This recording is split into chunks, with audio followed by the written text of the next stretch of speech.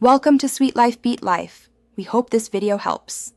You start by preparing both phones, update WhatsApp on Android, and install Move to iOS.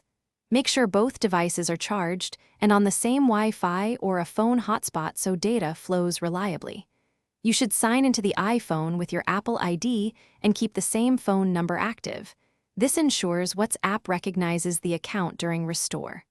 Once done, open Move to iOS on Android and begin the device pairing step, so you can select WhatsApp data for transfer. You now trigger the actual handoff. In Move to iOS, follow prompts until you see the WhatsApp transfer option, then tap it on Android. Scan the QR code on the iPhone if prompted, and grant all permissions on Android so WhatsApp can package messages, media, and attachments. You must keep both devices unlocked and the screens on. Backgrounding the app may pause the process. Make sure you do not interrupt the Wi-Fi or disconnect cables. This preserves media integrity and speeds up the transfer.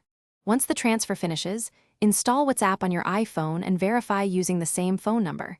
You'll see a prompt to restore the transferred data. Accept it.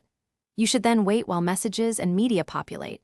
Once complete, scan important chats to confirm attachments and group memberships moved correctly. If something goes wrong, don't panic. Retry the process after creating a fresh local backup on Android, ensure both devices are on stable Wi-Fi, and repeat the Move to iOS steps to resolve most issues. Thanks for watching. Consider subscribing if we helped you.